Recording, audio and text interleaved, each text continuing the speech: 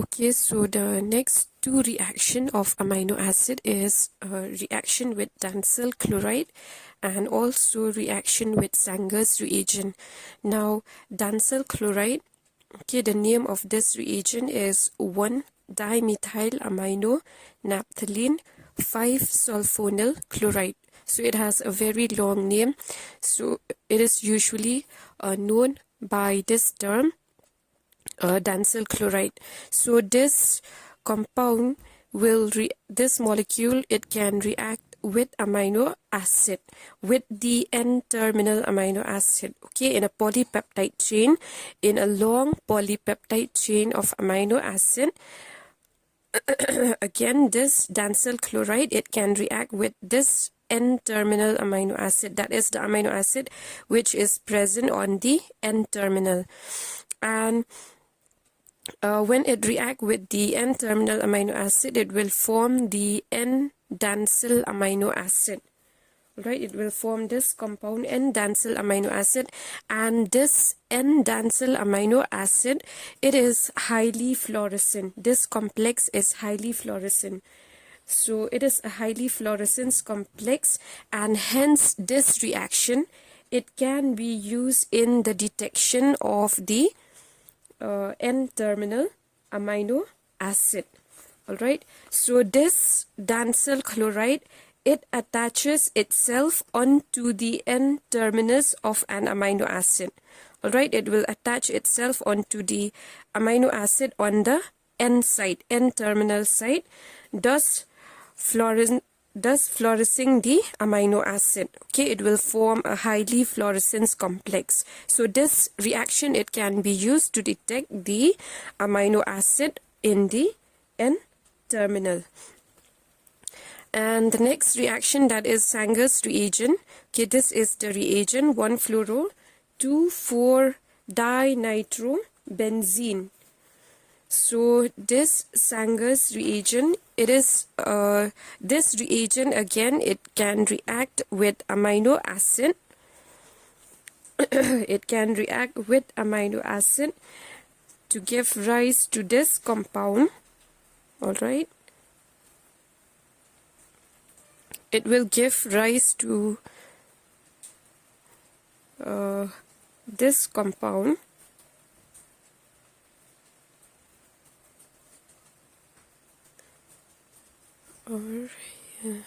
NO2.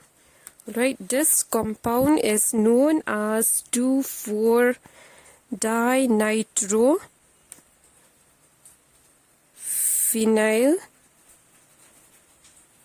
amino acid, and this complex is a yellow complex. Alright, so amino acid, they react with Sanger's reagent, okay, to give this yellow complex known as 2,4-dinitrophenyl amino acid. Again, this reaction, just like the one reaction with the Edmonds reagent, okay, this reaction also, it can be used to determine the sequence of amino acids in a polypeptide or in a protein. Alright, suppose what are the amino acids present in a polypeptide chain, the sequence of amino acids. So it can be used in a protein sequencing, okay, amino acid sequencing. So the next reaction is reaction due to this thiol group. And you know this group, if you remember, it is present in amino acids such as cysteine. Okay, so amino acids which contain this group, they will react with this reagent, that is Edmonds reagent. Now, like I said, amino acids such as cysteine, it will react with this compound 5,5-dithiobis-2-nitrobenzoic acid to give rise to these complex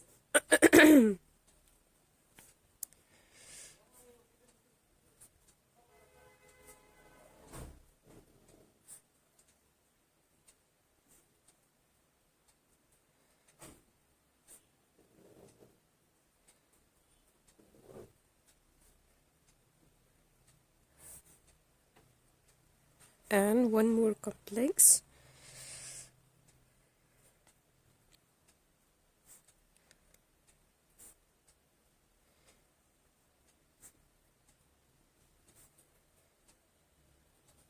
Okay, this is thionitrobenzoic acid, or also known as TNB, which is this complex is dark yellow complex. Okay, so this reaction is actually it is mainly used to detect cysteine.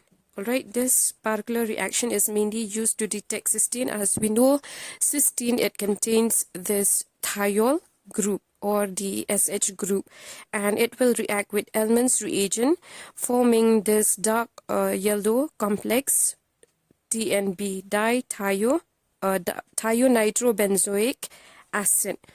So these are some of the chemical properties of amino acids. You have seen that the first is reaction due to the COOH group, reaction due to the carboxylic group, the amino group, and this third one is reaction due to the thiol group. So in my next video, I will explain on the peptide bond formation.